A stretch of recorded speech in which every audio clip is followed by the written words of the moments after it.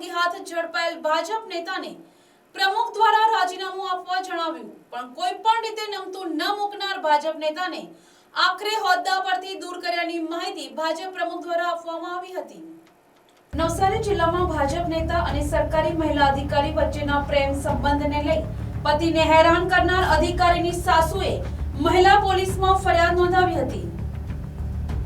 બાદમાં શિસ્તમાં રહેલા ભાજપ પક્ષ દ્વારા પક્ષની છબી ખરાબ ન થાય તે માટે ભાજપ નેતાને રાજીનામું આપવા ઘણીવાર જણાવ્યું હતું, પણ સત્તાના મદમાં નાચતા આ નેતાએ રાજીનામું આપ્યું ન હતું।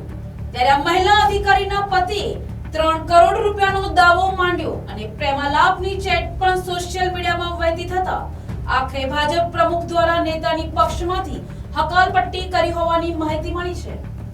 કારણમાં હાલમાં પાર્ટીના મહત્વના કાર્યક્રમમાં આવતો ન હોવાનું કારણ ધરી દૂર કર્યા હતા।